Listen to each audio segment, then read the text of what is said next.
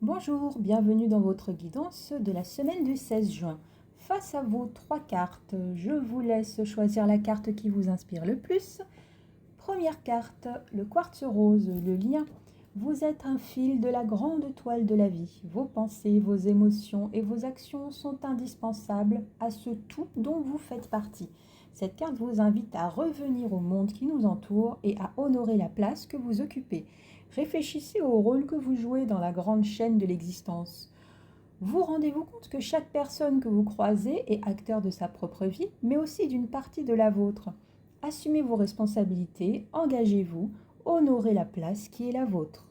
Deuxième carte, l'améthyste, le chakra sacré. Cette carte vous invite à travailler sur la richesse de vos relations dans la plus totale sincérité. Lorsque l'énergie de votre chakra sacré se bloque, elle paralyse toute forme de plaisir, d'abondance et de créativité. Nous nous fermons pétrifiés par notre fragilité. Apprenez à avoir confiance, à apprécier ce qui vous arrive.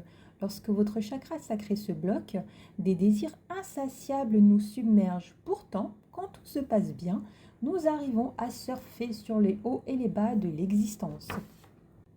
Ne cherchez pas à tout contrôler, suivez le mouvement. N'oubliez pas que vous avez droit au plaisir et à l'abondance. Troisième carte, l'obsidienne, le plaisir. En vous livrant au petit plaisir des sens, vous vous reliez à l'essence même de la vie. Le rythme effréné de la vie, les exigences, les obligations nous permettent rarement de nous offrir des moments de véritable détente. C'est la première chose que la majorité des gens font sauter dès qu'ils commencent à manquer de temps. Quand pour la dernière fois avez-vous fait quelque chose juste pour le plaisir? L'heure est venue de consacrer vos cinq sens aux joies les plus simples, les plus essentielles de la vie. Préparez-vous un bon repas, savourez les arômes, prenez un bon bain, immergez-vous dans les sons de la nature. À force de se dénier toute forme de plaisir, on s'engourdit et on oublie ce que c'est que de ressentir les choses. On devient irritable et on s'en prend aux autres à cause de ce vide que l'on a en soi.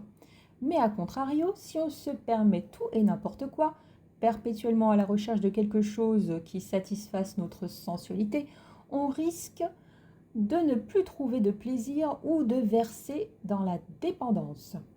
Comme tout, l'équilibre est roi. Tout le monde a le droit d'éprouver du plaisir. Donnez-vous la permission d'en inclure dans votre vie.